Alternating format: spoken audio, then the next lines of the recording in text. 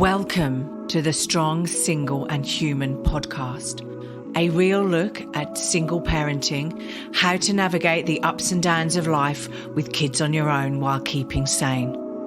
We cover all manner of subjects from domestic violence, dealing with childhood trauma, through to fussy eaters and how to help your kids become resilient. I'm your host, Claire Martin. Welcome. This week's guest is an international brain change and behavioural expert specialising in leadership and brain optimisation. Crikey, I think I need this today. She is an award-winning speaker, author, performer and humanitarian with a gift for teaching complex concepts using storytelling, humour and memorable metaphors. Her candid style and loving nature are powerful. Additionally, she is a renowned neurofeedback and autism expert. Her international docu-series, FixIt in 5 with Lynette Louise, aka The Brain Board, airs on the Autism Channel and is also available via Vimeo. Oh, I got that wrong. And also is on YouTube due to pandemic and isolation issues that we've all experienced over the last 2 years. She has written articles and guest posts for diverse publications such as futurehealth.org, Cars for Kids, an educational blog for parents, Tribal Woman magazine, brainspeaking.com and opednews.com. If that wasn't enough, she's also been a featured guest on radio shows ranging in tone from parenting to disability activists to health and wellness and to timely topic call-in driven radio shows and every style in between. She's also, I'm just exhausted reading this, she has also done television appearances that have ranged from lifestyle inspirational segments to interview-driven news stories and expert panels on Fox News, NBC, ABC, CBS, Bravo, and many more. She is also a single mum of 8 now grown children. 6 were adopted and 4 were on the autism spectrum. Only one of her sons retains his label and remains dependent. Wow. I can't wait to introduce you all to Lynette Louise. Welcome, Lynette. Welcome to the podcast. Well, thank you so much for inviting me. I appreciate it. No, that's okay. Thanks so much for coming on board and giving us your time and coming to speak to us about brain changing and our behaviour and things like that. So look, I've read out a massive, great big long intro for you because you've done so much, and you're also like a single mum of 8 kids as well. So I'm not sure how you've packed it all in, but it's awesome. Can you just tell my listeners and me just a little bit more around about yourself and how you got into this brain changing business? You know, it's interesting how you just started that, because I just had this conversation with my daughter. We're building a website so that I can have online courses and go ahead and retire out of everything and still leave a legacy of learning, right? And so there's 2 main people in this website, this girl that I've trained and taught and helped her family and myself. And so she had my daughter doing her bio because she loved the bio my daughter did about me.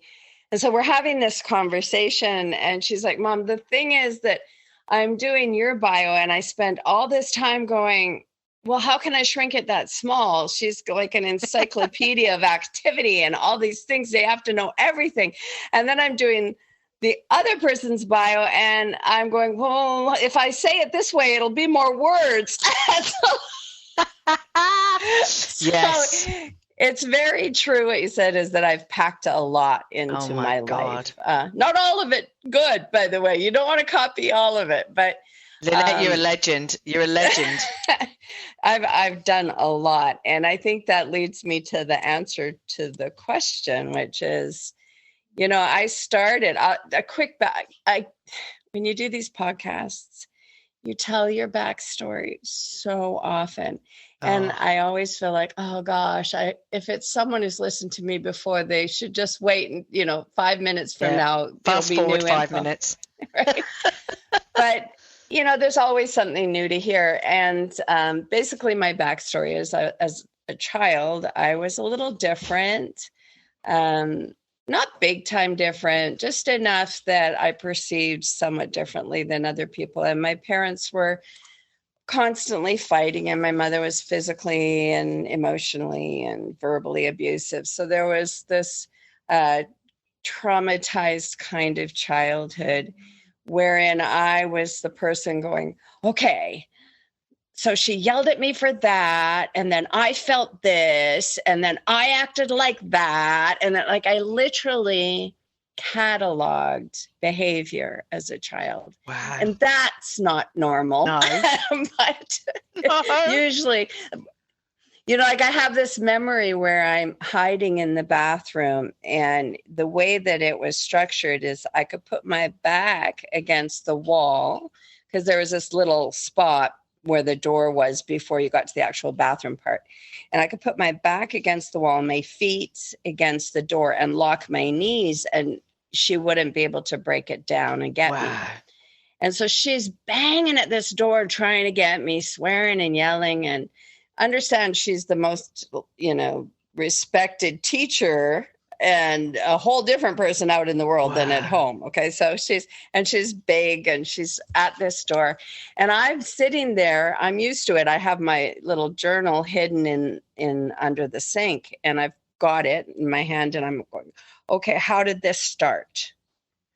What can I do about it? And I'm terrified, but I'm also trying very hard to remember the feeling. I'm going, remember how this feels. Remember how this feels. Remember how this feels. I remember echoing that over and over again in my head. As in, trying to write it down. Sorry. So as in how you were feeling? Right. Right. Because I don't know if it was, I don't know what your belief systems are. I was raised a Christian, but I had these feelings of having lived before. I had all this stuff going on inside my head, and I knew that you forget, that I would grow up, but if I didn't make a point of understanding it now, I may not understand it later. Wow. And how old? And while all this, how old were you then? Oh, maybe 7. Wow. Young. And I remember thinking, I'm going to save children. Wow. And I in the bathroom, a different time, because I'm in a different spot in this memory, in the bathroom. She's not banging on the door. But I was thinking, I'm going to grow up and I'm going to save children. I'm going to save them from this. And that is really when it all began. So when people ask me, it's hard to really answer unless I go all the way back to that time, because everything was set up at that moment. I knew I was going to do something to save children. I knew it would be either some kind of missionary work or work in the whole, traveling the world, or I didn't know what it would look like. And then I was a child. So I saw things like the Singing Nun movie and Mary Poppins, and I was inspired that way. And so I wanted to be an entertainer who gave people the kind of emotions that they couldn't resist learning while they were having these emotions. And I put all that together as I grew up and ended up with my life. So that's really, I know you want the other answer and I'll give it to you, but that's really how it started. No, that's perfect. That's perfect. If that's your first recollection of like, this was how I, started, that first step on the journey as such to, helping people change their behavior, change their brains, to move forward with where they're going. Yeah. I mean, really for me, it was always the focus. It was how to be happy, how to be effective and be kind, where to put boundaries, when to, how to police yourself so you don't become the abuser if you're from an abusive life, all of that. Yeah. And so then, and I made a lot of mistakes and I made a lot of mess. And at one point even ended up in a woman's shelter with 6 kids. But it really began with my intention, and my goal began then. And then the learning that was required in order to meet that demand and accomplish that was going to be a lifelong journey. Well, this is what I was going to ask you. Did you go to college and start like studying psychology and all of that stuff, or like how did you, like, was it through your experiences, and your life has been varied, a roller coaster ride, and then did you start to learn through therapy and stuff like that? How did you get to become so knowledgeable, because you are an expert in this? How did you then come to be a speaker and also a performer? Like all of the things, like you've done so much. Director, producer, and therapist. Exactly. Right? Well, you've just done so much. You've been on stand-up TV. comedian, actually. Well, there we go. But that's it. You've written loads. You've been on radio loads. You've been on TV loads. Yeah. So that was the decision you made as a child, right? I'm going to help other kids. You don't know how. Right. You don't know, what it was going to be like, but you were going to help other kids. And then how did you get to today and what you do today? I think, so the reason to mention the childhood really is because one of the things I've observed over all these years, I'm a senior citizen at this point. So God love you, Lynn. God love you, Lynette. Thank you. I'm soon going to be there. So, yeah. So one of the things I've observed is that we really do kind of set ourselves up at the very beginning. I remember one of my children thought, I just want to have dirty kids having fun playing in nature. And that's what she ended up with. Bunch of dirty boys playing in the woods. So it's funny how we really do when we're young kind of decide what we're going to be. And then life gives us opportunities and we grab those rings, right? So I quit school in high school. I never got beyond grade 9. I went to grade 10, but I never completed it. Yeah. And in Canada at that time, I don't know if this is still the case, but if you were independent, and supporting yourself for 2 years, you could go into college as a mature student. Wow. Okay. So it was funny because I was in college before my classmates because I quit so young. Yeah. That I didn't have to do high school. I could go straight to college. And that was a better fit for me because I'm very independent. I want very much for it to be logical. Don't just boss me around. I'll do civil disobedience at the drop of a hat if it doesn't seem fair or right or correct. I'm the same. I caused sit-ins and all kinds of stuff when I was in school. So I wouldn't have done that. I wouldn't have done that, but I have to agree with you. Like school for me, like I did well at school, but getting towards the end of school, I was like, what does this all mean? Why, what's the point of this? I want to get out in the world and start to learn proper real things, not like what I'm being taught in the classroom about history or geography or whatever. So, yeah. So I actually went to computers. At the time, they were mainframes and key punches and stuff, things that nobody could even imagine today. And you flow charted the whole thing out on a piece of paper and then fed it into the computer. So I'm pretty old, but that amazed me because I suck at math and yet I'm really good at logic. And so I was shocked to discover that I had gone from being a sort of a failed, barely passing student to a 97.8 kind of honors grad. So it was amazing to be from one extreme to the other, but being treated like an adult, being taught, I really responded to that. And this logic sort of grabbed me because it matched behavior. So I'm very interested in behavior. and I didn't have an operating system to understand behavior with until I took computers.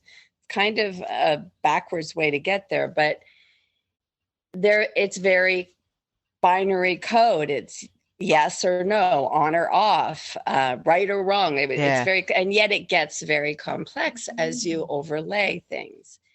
And the understanding that you could take this very basic 2-signal possibility and create such complex behavior in a machine helped me to see how human beings could be little babies who only know I'm hungry, I need my diaper changed, and become so complex by the time they're adults that they've lost sight of sort of their operating system and how it all began.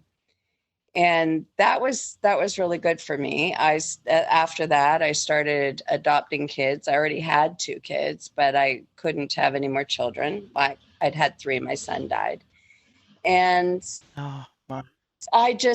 when I looked into adoption, it was a long waiting list and it was difficult to do. And you couldn't really do it if you weren't married and all these things. But then if they were special needs, nobody wanted them. And then all of a sudden my heart is like, oh, wow, these kids aren't going to get homes. And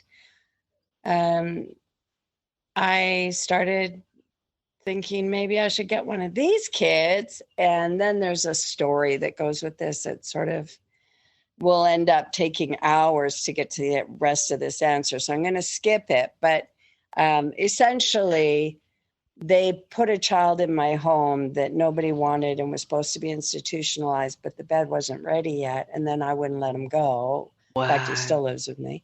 And that just started a whole ball rolling where they went, oh, this lady's good with special needs people. She's committed to them. Let's put more in her home if she'll take them. But like you already had 2 children, yeah? Yeah. So what was the turning point where you went, I want more? Well, I always wanted more. So when I was a kid in the bathroom, I was sitting there going, okay, how many kids do I want? 6, I guess. No. I think I want this. I think of this a lot because this is exactly how it went. Just everything went the way I planned, except different. So I thought I want 6. No, I want 8. No, I think I need 12. Now my history is God. I had 3 children, 1 died. So I had 2 biological children and I adopted 4 boys that were multiply handicapped. So I had 6. But then 2 runaways, many runaways came into my home, but I would, put them back in with their families or find places for them. But I kept 2 of them. So I went from 6 to 8. And then my daughter had a problem and I ended up co-parenting with her. And so she had 4 boys, and that made 12. 12. Wow. It does make, It makes me weird. Although you made me laugh because you said, I got there like you were saying, like I got there in the end. Like I'd said 6 and I said 8, and then I was like, no, maybe 12, and not the way you thought you would get it, but that's okay. Right? That's how the world does it, isn't it? Well, even that's how the world does it. Yeah, even being a missionary, which is the word I would have used back then. If you asked me, what do you want to be when you grow up? I would have said an actress and a missionary. And everyone laughed at me. That missionary component has taken a different form than I would have ever thought. I wasn't thinking about special needs people. And, I didn't know I was going to travel the world, working all over the world. I didn't, but that sounds like missionary to me. So it looks different than, of course, I thought at 7 or 8, but it really is the life that I sort of set in motion way back then. And, once you're adopting these multiply handicapped kids back in the early 80s, nobody knew very much about things. No. You haven't got a YouTube channel or Google or anything like that. Right. So you're constantly trying to figure it out, and, doctors and teachers and stuff are cruel or not caring, or as a parent, when you're super committed, this is true always, but it was really, really true back then. There was a lot of misunderstanding about, what would be a good idea for the children. And I was very committed to seeing them get independent if it was possible, which of course I was told it wasn't. And only one is still dependent, and all the rest have lead very successful lives. So I was right. but exactly. Was, I think that really sort of resigns who you are as a person, to be told, no, you're going to have all of these people. You're going to have all of these children. They're all going to be dependent on you. They're not going to live independent lives. And you went, no, I don't think so. This is how we're going to do it. Right. And that sounds very, obvious and clean and clear. But of course, it wasn't. As I lived it, I was just as foolish as everyone else, made a lot of mistakes. I was always, always, always good with kids, always a good mom. But I was a lousy woman. I kept thinking, that maybe they're right. I should be married. You can't raise a child if you're not married. And I'd get married and they'd want to be a hero, and they'd last 2 weeks and go, actually, this is a lot of work. I think I'll leave. And I was like, why did I believe you'd be useful? Right. And I did that over and over. I got married 5 times. 2 I never even lived with. Like, I just kept thinking, I'm wrong. I must be wrong. People keep telling me you can't do this. But then I'd try it everyone else's way, and it would be awful. And so I just kept learning. Plowed on as a single parent, basically. Right. Of 6/8/12 kids. Right. So I'm assuming you haven't got 12 children living with you at the moment. No, everybody except for my son, Dar, the one that was going to be institutionalized. He's probably a lifer with me, right? But he's really a lovely person. I travel with him everywhere. He comes to work with me, all kinds of things. He's just got a lot of challenges that just mean that he's going to be my buddy. But I am now I have just agreed to co-parent 3 of my great-grandkids. So not co-parent, parent 3 of my great-grandkids. So here we go again. Yes. Well, so I have to say, with your children and the challenges they have, it would be hard enough to actually parent them as part of a couple, or you would think, right? But you found it easier to be a single mum and parent them. I mean, how did you cope? Here's the thing.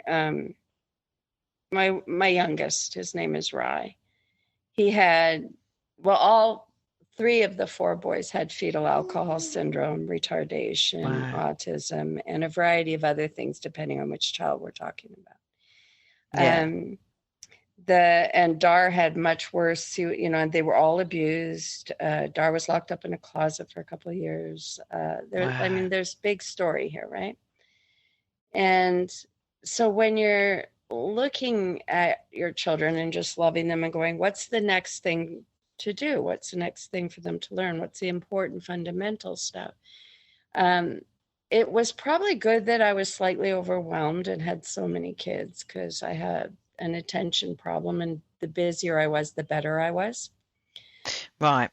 But also, I was the parent, the mother, and I wasn't looking at it going, do they have to graduate school? Do they have to this? Do they have to that? I'd already had an eclectic life that showed me that the rules of the road are wrong. You can actually do things and get things done without it being according to script.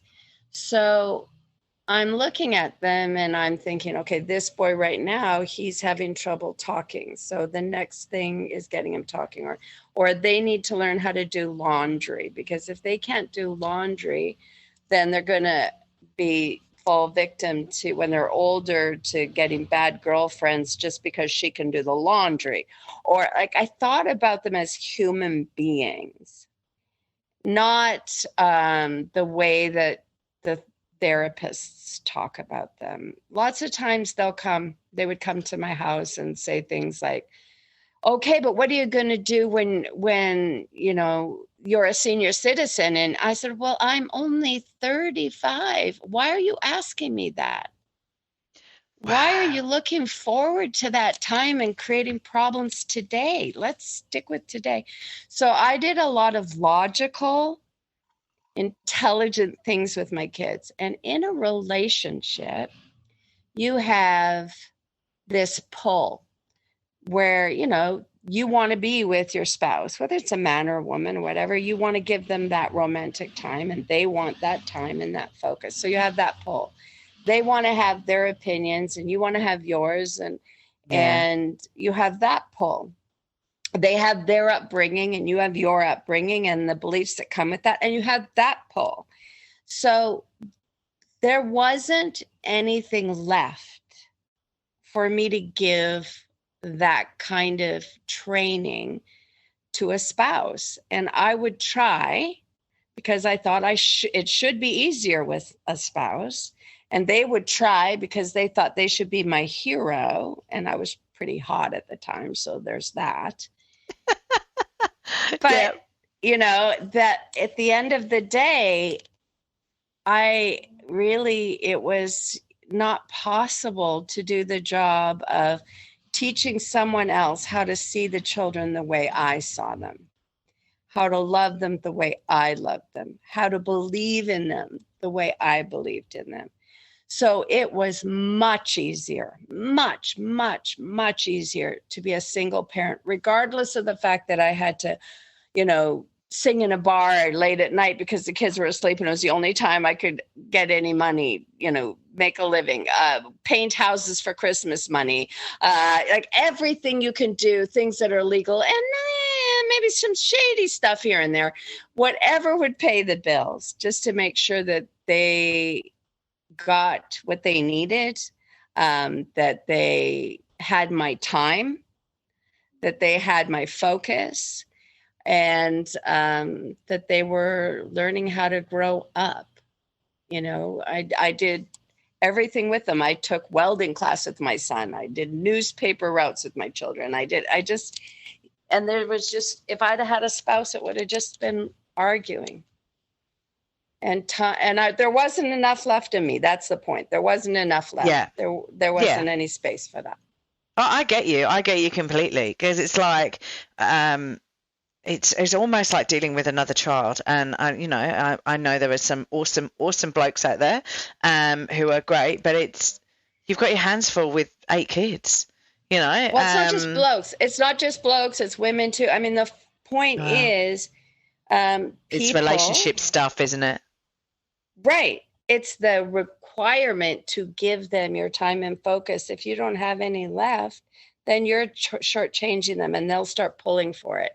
And then you're shortchanging your children. So somebody's losing. And my kids, they just needed so much. I couldn't afford to let them down. Yeah. And so as a woman, of course, I wanted romance and I wanted all that stuff. And I often went out with people and all that stuff. But in the end, it was always the kids were the primary.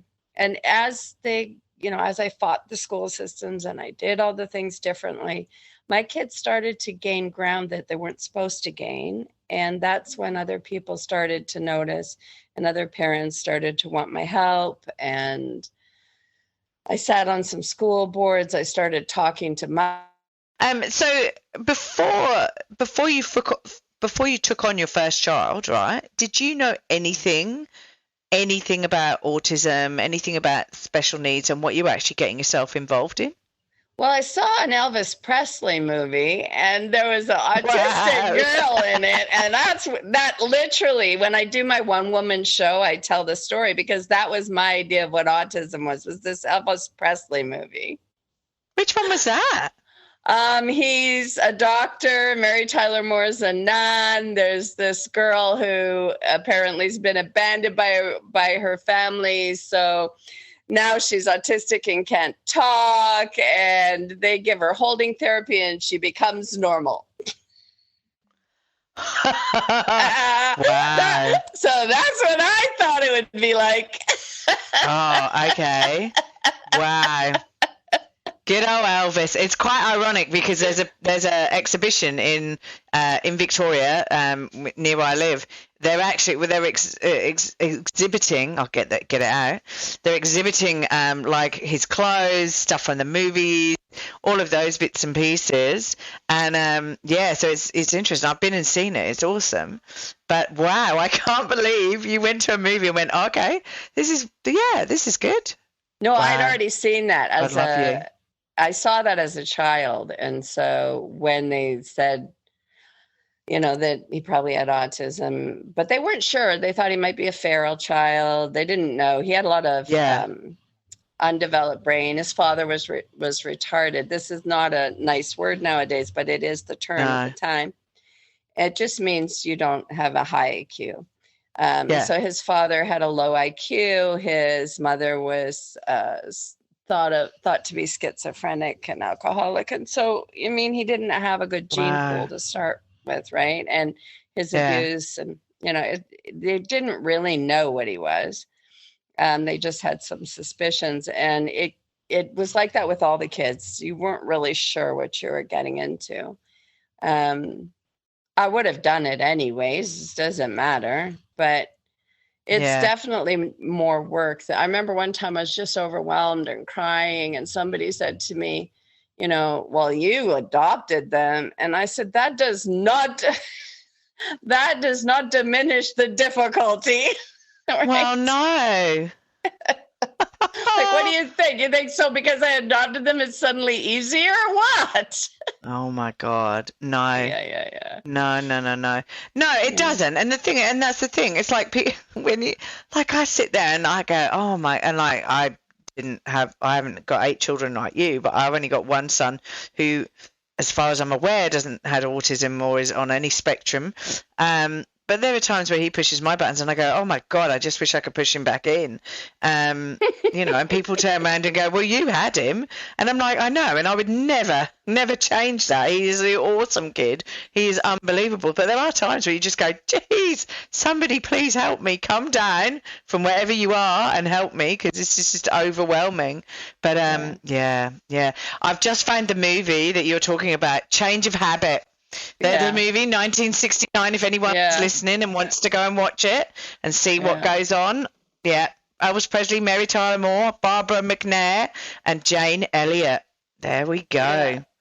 Wow. But it's not a true representation of autism. Please don't take it that way. Back then they did believe that autism was caused by, they called it refrigerator mothers, and that made it hard when I adopted, because of course that's what I was reading when I started reading, that the children had what's a refrigerator mother? An unloving, non-hugging, cold. Right. And that made the children go inside themselves and all this stuff. But really it's a brain disorder, right? So there were so many mothers really harmed by this, because they were trying so hard to be then the right kind of mom, and it was all their fault, and it was just really awful. And in our case, it made me feel like, well, if I love them big enough, I can undo the damage that's been done, like in the Elvis Presley movie. So but it's not the case, by the way.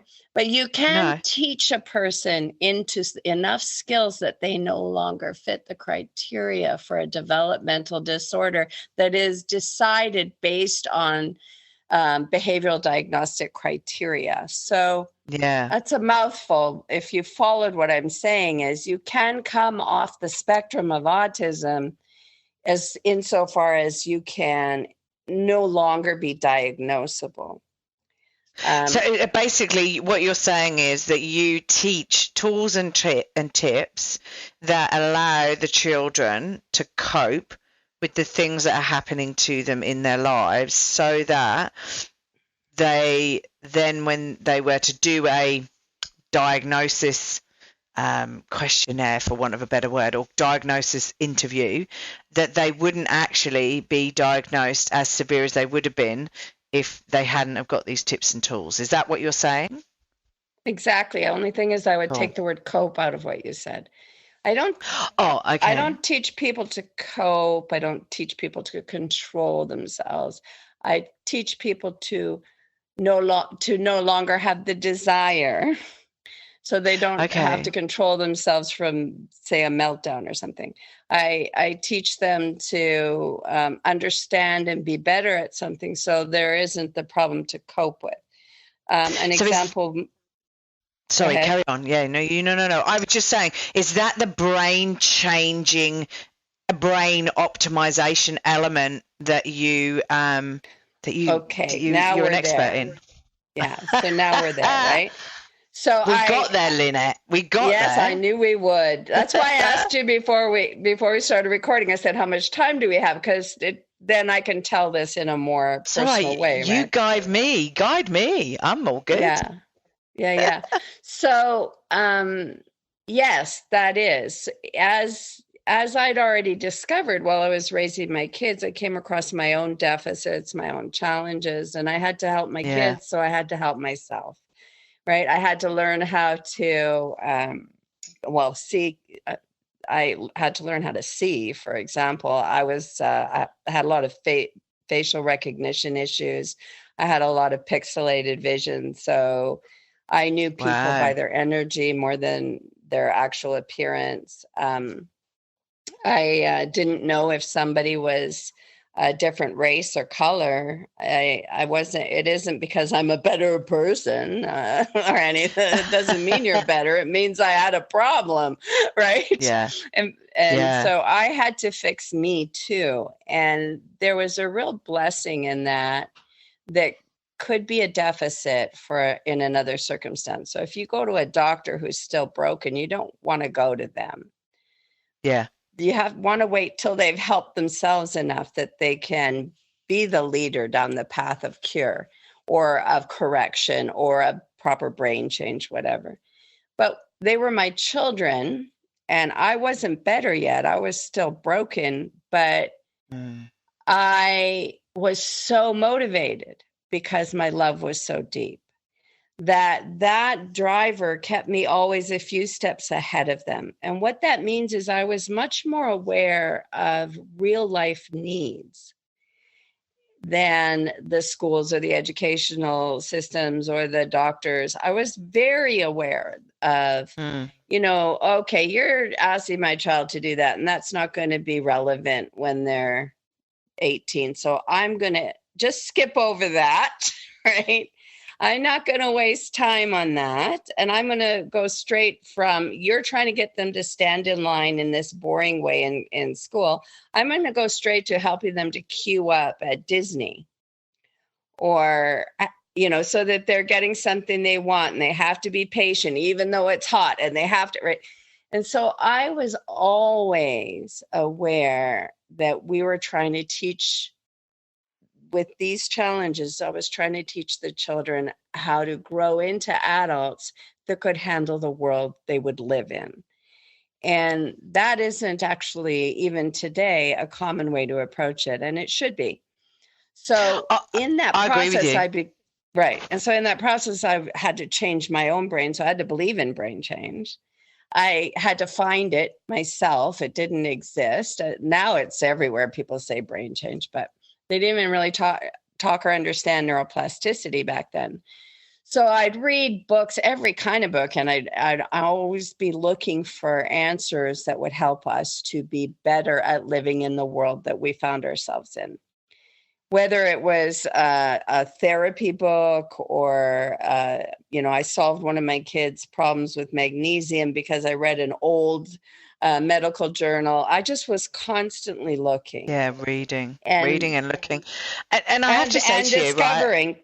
And discovering that you do change. And do you know what? I want to go back onto a point that I think you were actually teaching your children to deal with the world that is there, basically the world that they've got to leave school and go into, and it doesn't get taught in schools, even with even with kids that aren't on the spectrum, right? It's like schools have got the blinkers on, and they basically say, right, this is what you need to learn, And I go, no, but that's okay. Like, yeah, you need to learn maths and English and all of that stuff. That's fine, right? I understand that to communicate and add things up and make sure you're not, you're earning money and all the other various different things that maths goes with. But then all the other stuff that sits on the peripheral, I go, they're all okay.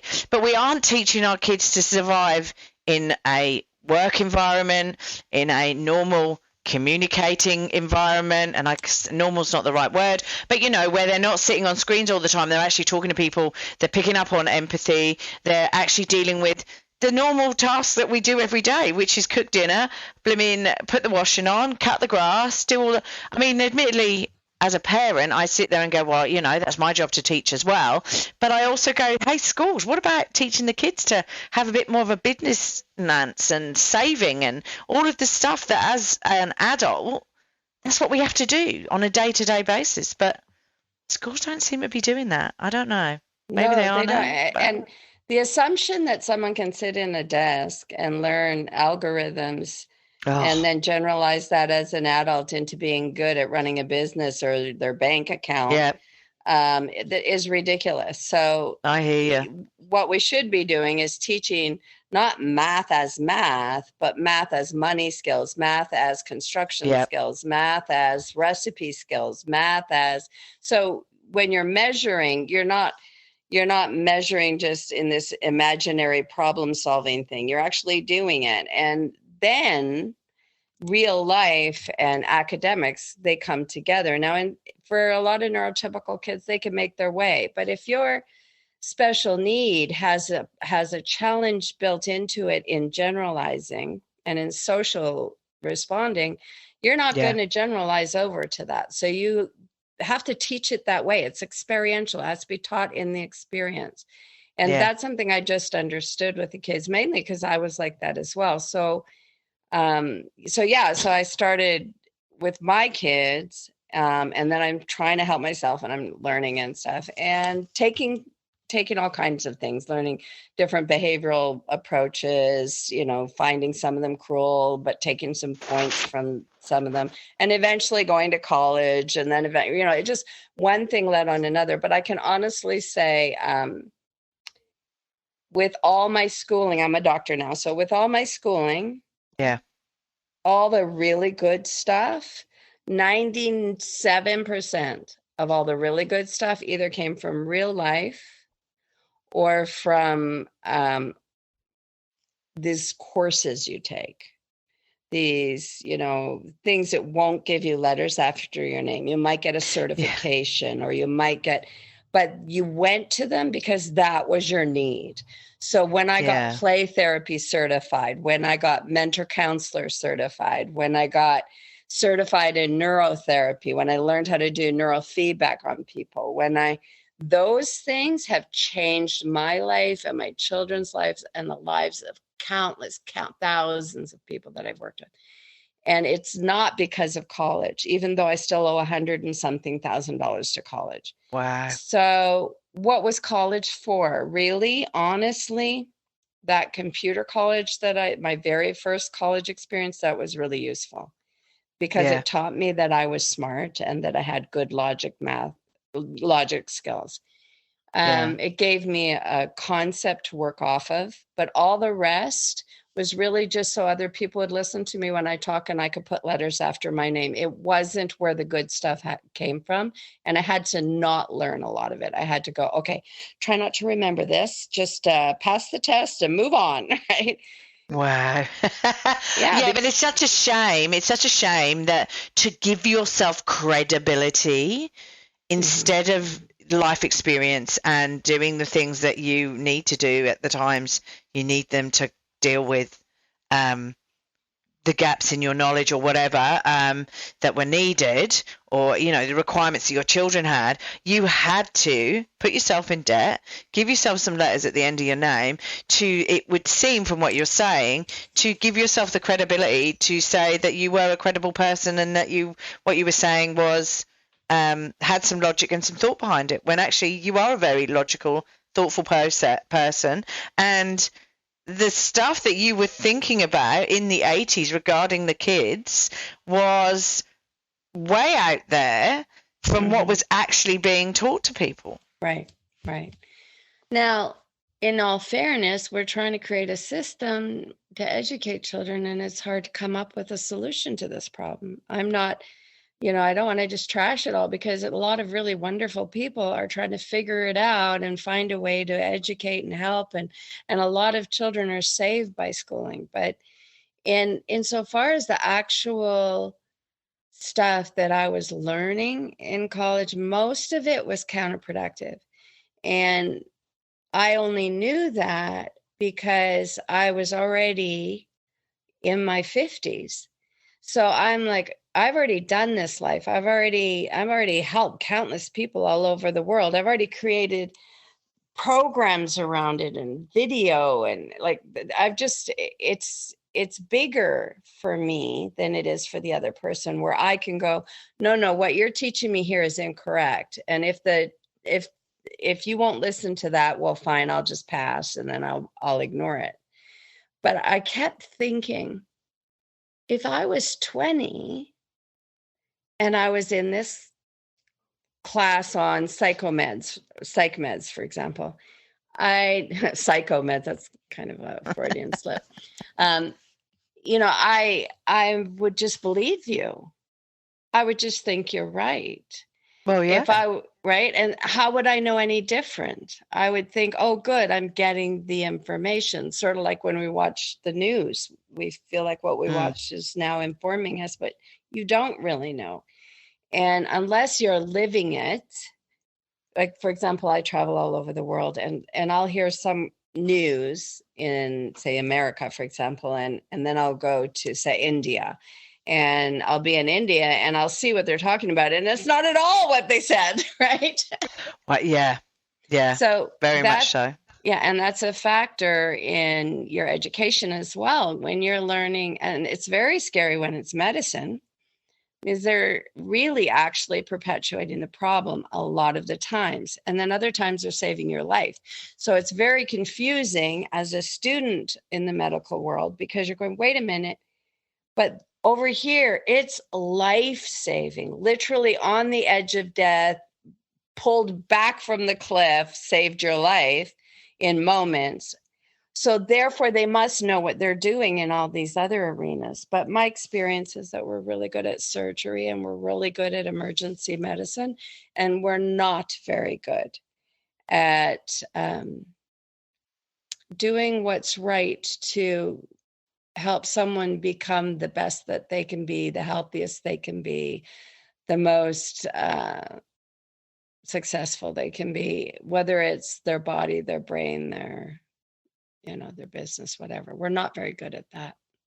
Yeah, surgery and that emergency stuff tends to get the high fives because they're saving lives. And I have to, I have to put out there, I work for a health authority, and my day job is working for a health authority, and I cannot speak any more higher of people in that, in the medical profession. I think what they do is unbelievable. I think you're right in the fact that I think more needs to be done in the mental health and in all of the other areas of the autism and education and those sort of things. I think we need to get rid of ego maybe in our world. Well, we're starting from we're just starting from a broken foundation. So we're trying to bandage one thing on top of another, one Band-Aid on top of another, because we don't want to tear it all apart and start again. We had a real opportunity in the pandemic to go, wait a minute, we're forced to look at this differently. Let's really look at it differently. And a little bit of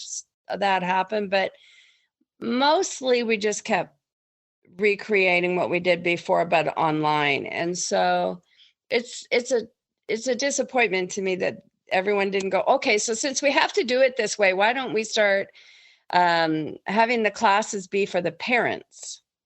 We're asking the parents right now to do this, and they don't really know how to educate the kids. And so let's take advantage. Let's help parents know how to do it and teach to the people who are raising the kids. We'd have made a bigger difference. So that's one example, but there's many examples. You can't. All right, I'll give you one with autism so that this is clear and we're not just talking in generalities, and that's hard for people to learn from. Go for it, Lynette. So, okay, let's talk about language. In autism, you often have these sort of outbursts of strange word salad sounds, and you have echolalia, which is an echoing back of what's said. And so, I'll use a real person. I'll use my son. Then I don't have to worry about names. So my son, Rye, he was very classically autistic. First, he couldn't talk. And, then when he did talk, he was echolalic and very monotone. He was very classic in his arc of learning. So he's at this point where I've already given up on school. I've taken him out of school. He's 12 years old, and I want him to read.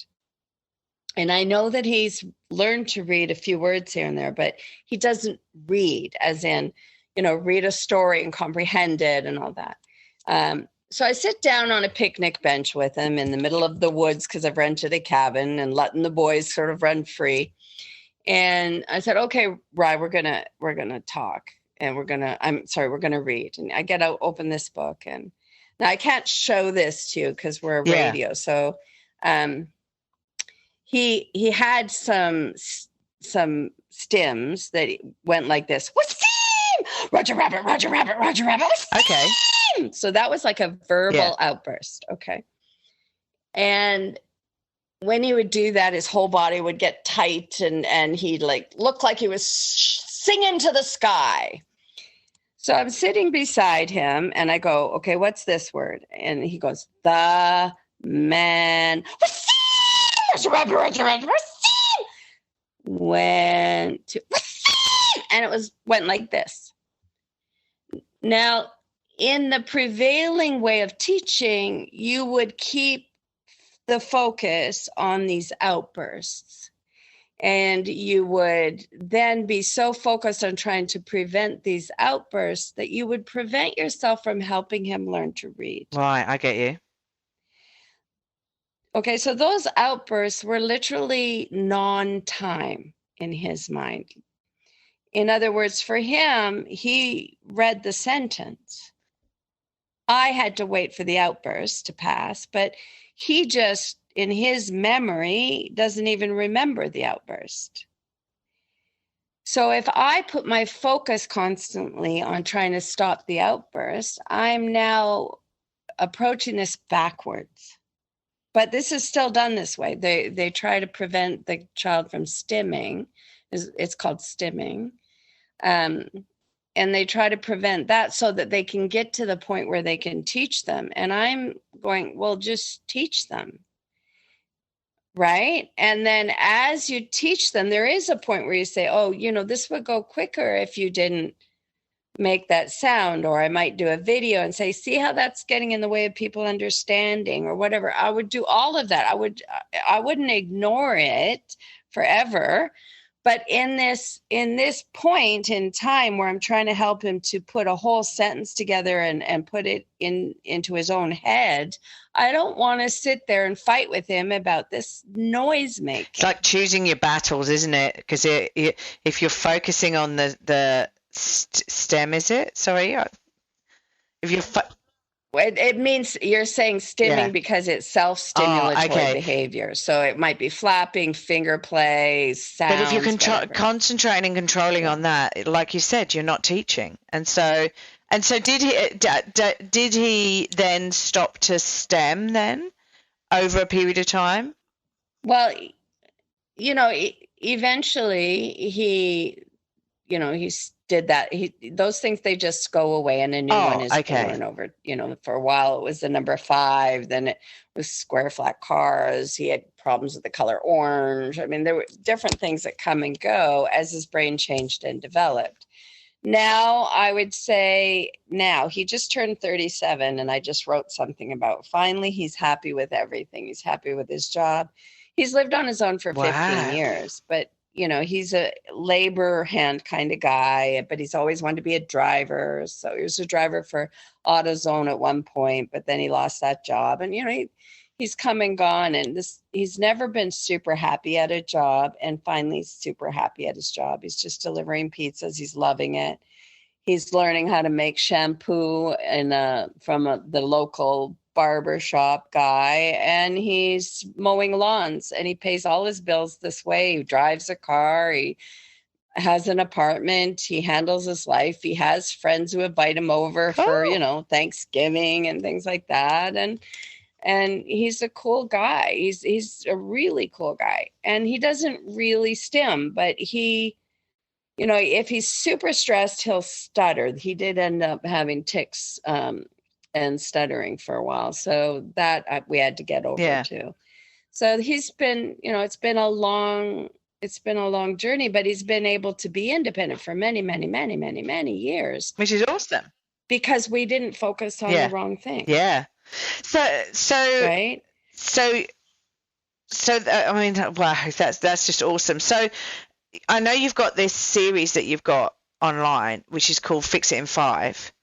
Is that sort of what that covers off? Is like how to deal with these situations? Because there's so much that you've got. I mean, that's the thing. Yeah. Plus a bit more. So, in my journey, the one thing I really couldn't fully help my kids with was this low-grade anxiety. Oh, really? And focus issues. And then I came across neurofeedback. And I was already doing play therapy with all kinds of kids. I already had 2 of my multiply handicapped kids were independent, and 2 of my single diagnosed kids were independent and successful in their lives, like real independence, like a helicopter mechanic and a welder and like real jobs, an editor and a media personality. So my children did really, really well. But this low grade anxiety, and one of the boys is still having sleep terrors and sleepwalking, even though he was already in the Army. So it was a real problem there. And I found neurofeedback, and that made it possible to do the rest of the job. And I love it. And it really comes from my understanding of neurofeedback, and my special skill with it comes from that early training with computers. Wow. Because neurofeedback is a way of teaching the brain, but the brainwave behavior. So you're teaching the behavior of the brain before it becomes into a personal behavior. For example, the brain waves are maladaptively firing, and so it ends up as a tic. Well, if you can get the brain not to do that, then you don't have the tic. Yeah. That would be an example. So it's amazing. It was phenomenal for me. I went from, constantly struggling to focus to, oh, look at that, I'm awake. You mean people feel like this? All right. So, wow. Yeah, I couldn't get over it. I kept thinking, did other kids in school actually walk around with a brain like this? Oh, really? How cool for them. Yeah, it was amazing. And all my kids were highly benefited. Some more than others, but all benefited. And that's when I went, okay, now I have the cocktail. And I started bringing that with me into the homes that I was working already in. And that's when it really, really, really became a special approach to brain change. But like the neurofeedback that you're an expert in, anyone can use that, can't they? It's not just something that you would use for autism, though.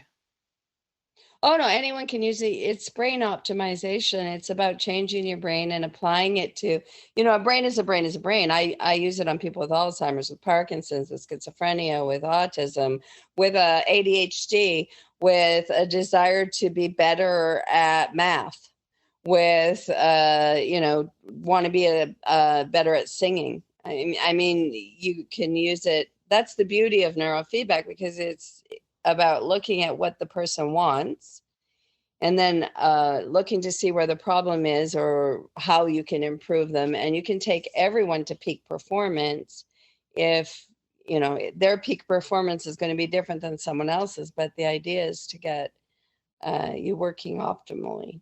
Yeah, wow. Wow. And so like, so you've got a website which sort of like goes through all of this, haven't you? It's LynetteLouise.com. Like there's so much information on your website.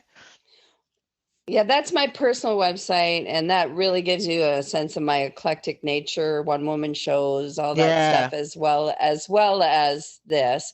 But my other website is brainbody.net for people who are more interested in just sort of getting a simpler take on this, more about the neurofeedback and the play and autism and ADHD and that sort of thing. Okay, cool. I'll put that in the keynotes and you know, go from there, because it's definitely something I'm interested in, just brain optimization for everyone, really. Right, but understand that it's you know, there's many kinds of neurofeedback, and there's many kinds of therapists, and you have many different approaches here. So like all things, some is better than others. Some is clinical. Some is you can buy it really cheap. Some is they don't know what they're doing, but they need to pay the rent, so they're charging you anyway. A lot of the people are, you know, 50% of the people out there were in the bottom 50% of their class.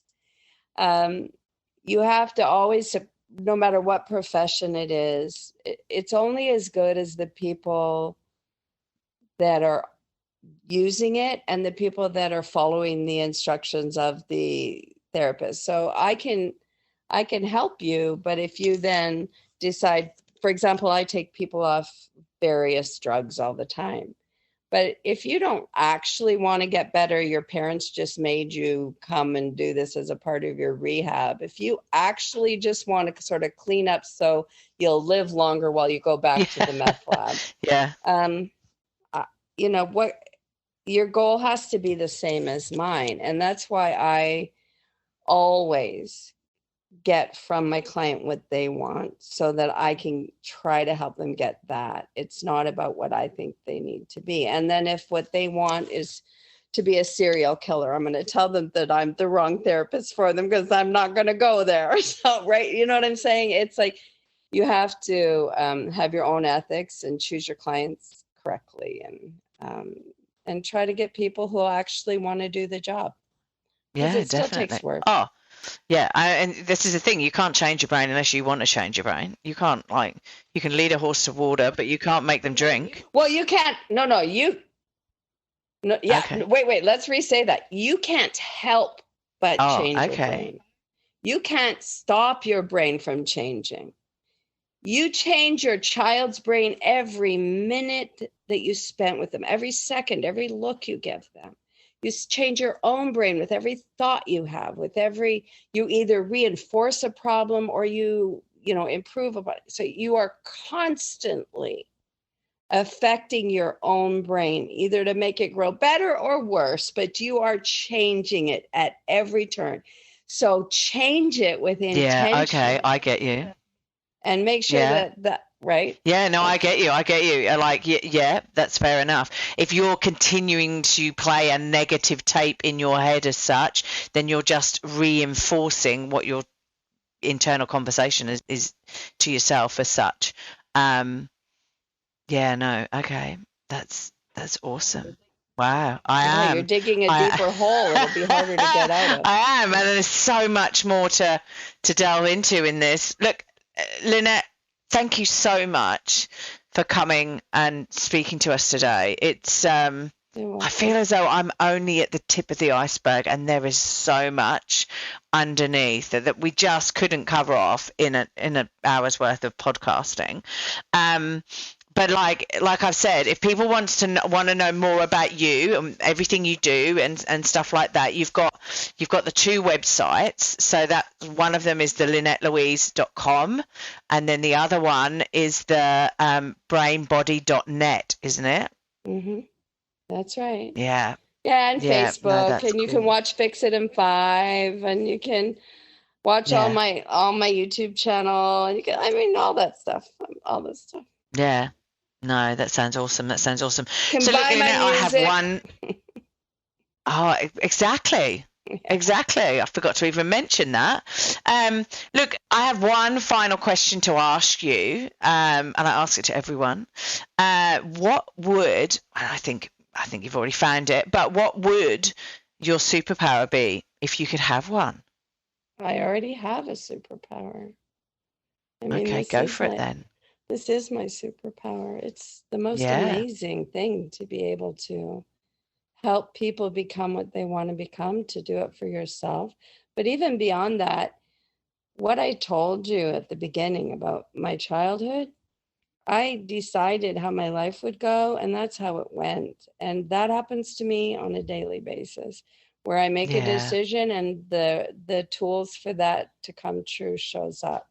So I don't know what you call it. You can call it manifesting, you can call it God, you can call it really good pattern recognition. So I notice it. I don't know what you call it, but I definitely already have a superpower. Yeah. No, look, I agree with you. What you do is fantastic. What you're doing is fantastic. What you've done, what you're doing is fantastic. Look, thank you once again for coming on board and speaking to us here. And yeah, I hope you continue doing what you're doing for a long time. Oh, no. It's time for me to raise these great grandkids and put those online courses out there in the website, All Brains Grow, which should be available soon, because I really want this last chapter to be a little bit more in the playground. Oh, wow. But that's still you continuing to develop these kids, these grandchildren you've got. That's all good. Continue doing what you're doing. I think it's awesome, but maybe just not work as hard as you have done in the past. All right. Thank you for sharing your audience with me. I hope I help somebody out there. Yeah, I think you have, Lynette. I think you have. Look, thank you. And we'll speak again, no doubt. Okay, Claire. Bye, hon. Thanks for listening. If you've enjoyed this podcast and you would like to hear more, please hit subscribe wherever you like to hear podcasts. If you would like to support us further, share this episode with your friends and family. And finally, drop us a review on iTunes, as I'd love to hear your thoughts, comments and ideas. It all helps me to understand and produce awesome content you want to hear just like this. If you want to check out our past episodes, write to us, appear on the podcast, or for links, resources and show notes, go to our website www.strongsingleandhuman.com. We are also on all the usual social media platforms, Insta, Facey and Twitter. I hope you have a wonderful week, and I hope to see you back here again soon. Be kind to yourself and remember, no one is perfect. We're all just putting one foot in front of the other and doing our best. I'm Claire Martin, and you've been listening to the Strong, Single and Human podcast.